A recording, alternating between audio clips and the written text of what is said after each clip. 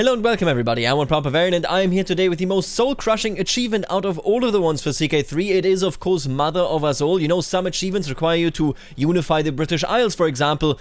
Others, well, require you to unify literally all of Africa. You can see it right here. It is this gigantic thing. Everything here counts in so many counties and it takes you ages. Now, I found a way of speeding it up a bit. It's still quite soul-crushing, but this is the fastest way possible of doing this achievement, at least currently, and most importantly, the least micro-intensive one that I could find. So, let's just talk about how it is done, and I'll explain it as we go. So, in this achievement, you need to unify Africa under a reformed African religion, starting as Daurama Daura and then playing as her dynasty. For starters, make sure that you are within the August perk tree. You can see it right here. I'm resetting my perks. You want the True Ruler perk. This is something that I've seen on Feedback Gaming's channel. Really good invention. Shout out to Feedback Gaming. Great fella. You want the True Ruler perk because it will allow you to vassalize your husband without any issues. You can just do it. You can just ask him and he will say, yeah, alright, that sounds lit. Now, most importantly, before you unpause, make sure that you just attack one of your neighbors. I chose Gobir here. I think that is just easier. They have fewer troops, so you can just beat them up wherever they are.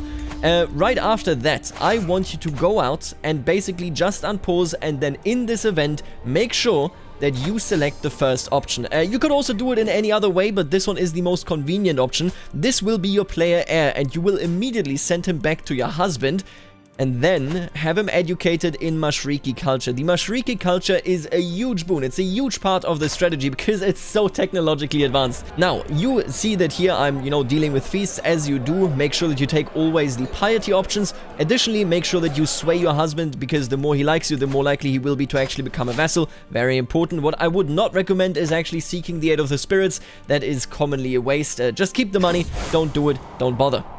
Now, after you've actually conquered a couple of provinces, make sure to basically conquer around your husband, going southwards. You can form the duchy, making it so that you can get rid of the over-domain modifier, over this penalty, so that is very useful. Even more useful is to realize that you can raid not just everything that borders you, but also everything that is along this major river, making it so that you are always supplied, there's no attrition there, and you can have a really active raiding time. This is important to know because it's just so good. You get piety, you get prestige, you get everything from that. When you get a raiding event, make sure that you take the piety options if there are any. That is incredibly important because you need as much piety as you can. Here we pick up the True Ruler perk. That is a really good one. I will always recommend you taking that, as I mentioned before. And you can see me raiding far down that river right there. When I attack this fella here, that is a mistake. Do not subjugate him. Just conquer his county that borders you. I wasted my subjugation CB there, basically. Yeah, that I wouldn't recommend that. That was a huge waste of time right there. But the county is important to form Hauserland. I also recommend taking the writing history perk because when commissioning an epic, you can actually get piety if you select the right option. So just make sure that you get that perk and then switch over to the theology focus because we want as much piety as we can possibly have. Now, everything is mostly about money. Just conquer a bit, conquer as much as you can of Hauserland there, conquer, get some people in raiding, sell them back, and then you will have the money to immediately get and form Hauserland. You can see it right there. I raided this fella, captured him, and got 100 bucks basically for free. Raiding is very, very powerful in these early few years of the game. Now, your husband won't swear fealty yet. He will swear fealty once he likes you at 100 and you have more light infantry troops. You can see that is what you should focus on here at the start of the game. Just recruit as many cheap light footmen as you can. That is your prestige sink at the start of the game right there. And it is an incredibly important one because, again, you can just vassalize your husband. Mind you, don't vassalize him until you have defeated Khanem. You need him for that. He is a powerful ally. You can see I made my way towards Khanem here and then remembered, oh, I should do a pilgrimage because this gives you piety. Do the pilgrimage as soon as you can because that will give you piety and then you can have it later afterwards again. Now, these rebellions won't stop until you reform your faith because they don't like you constantly being at war, but you need to constantly be at war, well, because otherwise you're not making any progress. As far as the dynasty legacies are concerned, I personally picked mostly fair for the popular opinion bonus. I could also see noble veins. I think everything else is basically a waste here. I wouldn't recommend it. So yeah, just choose whatever you like. I went with the popular opinion tree right there. Now, I was lucky. I wasted my subjugation CB. You should be using that subjugation CB against Khanem otherwise. But for me, the rule of Khanem died and all of a sudden they were just his children in power. They are allied, making it so that you need to go out, have some allies, whether that is, for example, the King of Ghana or your husband or whatever, just go out and defeat either his children or the actual ruler of Kanem and absorb their territory. You don't need all of it, mind you, but you do need the territory around the lake there, because there is a holy site there as well. You can see that I'm pushing the tribal authority further so that I can then revoke some titles. Again, very, very important to do that. We want the locations right here around the river, or rather around the lake right there, because they are great locations. They are floodplains, they can be built up. And this is our son. He's Mashriki. Now, I love that kid because that kid is going to be the absolute beauty of our dynasty. I married him off, I believe, to Ghana here because I wasn't close enough to defeat them yet, and they mostly were something that would keep others from attacking me. I never called them in, they're just too far away, it doesn't really matter. Now, if you've come this far, then things are already going fairly well for you. You can see I'm commissioning a family epic right here. I take the most expensive option. Always raid more if you lack money or prestige. That is very important. And then the bottom option here gives your epic a boost in piety payout. As you can see, we get 250 piety. That is no joke. 250 can be the make or break point of a successful Reformation. Right here, I'm building up the counties that I've just revoked, that I've just conquered. In particular, I'm building up the ones that are in the floodplain areas just because they will be better. They are just, you know, simply a bit better in general, I guess, but honestly, I didn't really build up my counties beyond building up the castle so that they give me more money, but that's about it. For starters, though, definitely build gathering halls, because the gathering halls will give you control growth, and that is very important. Otherwise, you get nothing out of these counties to begin with. I built up the ones with the floodplains. I ignored the rest mostly. You can see the holy sites right here. We hold 2 out of 3, and we need 3 to reform the faith. So right here, I was basically debating, do I go in with big CBs, with small CBs? Can I vassalize you already? The thing that really matters here, whether you vassalize people or not, is that you have 3 holy sites. Seriously, that is the big kicker. Whether you have, you know, the empire title or not, whether you have your husband vassalized, it doesn't really matter, because the most important part is that in the life of Dara Darama, you reform the faith to the faith version that you really need. It's just so much better to have the reformed faith. You can be constantly at war, etc., etc. You see it right here as well. I was debating it, and now I say, okay, I go only in for the county, so only for this actual holy site. The rest I can get later.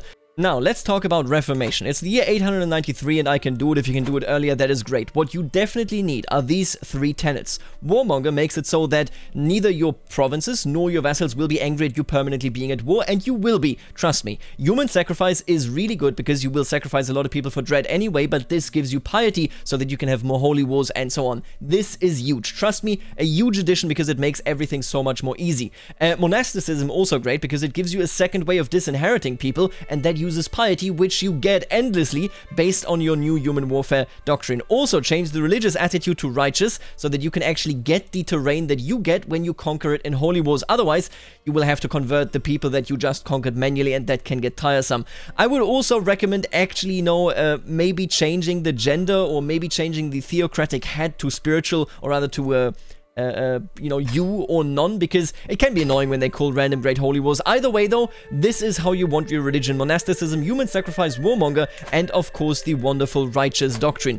These are all important. They will leave you incredibly powerful, and you can see it right here. We currently have 181 piety, and we are killing somebody of the old Bore faith. Yeah, okay, the guests and the close family members dislike it, right? But it doesn't matter. Nobody else cares. Everybody else is quite happy, actually. I'm just checking the modifiers right there. You know, always make sure that you're not accidentally killing somebody of your family or a vassal, because that will give you tyranny. But all of a sudden we have 506 piety. It is a huge effect, trust me. It will carry you throughout the game in many, many ways. Now, you are currently still Hausa, keep that in mind as well. I'm going to talk about why it is so important that your heir is Mashriki in a second. Once you move out of the Bore sphere here, you can have holy wars, but I do recommend mopping up the east first, because that will allow you to fork Khan Bonu, which is of course an empire. As you can see, I'm doing that right here as well. And then right here you can see the example of me trying to make people take their vows. If they do reject it, if there is no chance, the first one doesn't want it. The second one is a big fan of doing it, so this one becomes a monk. We don't have to worry about him. And the other one will simply be in a position of being disinherited. Hey, I would have asked you to become a monk, but instead I'm just going to disgrace you. Sorry to tell you this. This way you will always have easy succession. Nobody needs primogeniture if you have what you can do right here. It is super, super strong. Now, after reforming, basically just continue on your merry way on. You can see I have conquered so much, you know, in 913 here. We have 10,000 troops, and we are now an empress. Incredibly powerful. Of course, allows me, you know, to have better succession times. Not that that is a difficulty either, you know, with everything that we have in our tenets. Remember that from the point of your Reformation onwards, every character gets a single shot at, you know, a kingdom invasion with piety. That is very powerful. Again, you have so much piety going for you, it should be fairly easy. I recommend very much, you know, after you did all the basic stuff, just spec into everything related to health. Know Thy End is one of the perks that allows you to know when you will die. I had everything in order. I just looked around. Everybody was disinherited, or they were screwed as it was. My actual heir then died before I died, meaning that his son inherited, but the son was also Mashriki. Now, I recommend living as much as you can. You can see that I was 74. If you jump over an additional generation, this is my grandchild, you will just have a character that will live for longer, that you can play longer, and that you can put in a better position. Defections, of course, are a bit of an issue. You are conquering so much that whenever you have an heir, right, you should have land that you can give out no matter what. I would always, and I don't know why I go into Diplo here, but I would always recommend going for Avaricious, so that is the first tree within the stewardship section, because there is something in there that can make it much cheaper to have men-at-arms. After you have that, I recommend simply going, you know, into the health yet again, so that you can live for a much longer time. Whenever somebody wants to rebel, you either shuffle them underneath a different vassal, so for example, you know, a duke under a king and so on, or you simply go ahead and give them territory that you just conquered. After 8 long years, we conquer Yoruba land here. And that has another major, you know, thing that I want to point out. When you take this much land, there is a huge risk, if you put people of your culture or of the wrong culture there, that they will rebel. I have had not a single rebellion within my realm that was led by populists ever since I reformed the faith, ever since I was big into conquering here. It's difficult when at first starting out, but basically you want to place people in their cultural area. Yeah, and here you can see the Great Holy War. What I recommend doing is simply landing a single person with a single county in this new area, and then in that person's court will be people of the right culture. You then just simply land them wildly, have them be your religion, and then they will do the rest. There will be no rebellions. They will not rebel because you just gave them so much land, and you will be good. Now this right here, the feudalization process, is something that I want to talk about a bit longer, you know, than I talk about the rest of the mechanics here, because this is what gives you an incredible amount of power. You can see it is quite later here now. I'm basically in the now instead of, you know, me just recapitulating what I did. It is the year 1111, and we are very powerful. How did it, you know, happen this quickly, and how did this happen this quickly? Well, it can all be explained by our very initial choice to become Mashriki, by having our heir educated as Mashriki, and then his children were Mashriki. This is insanely important.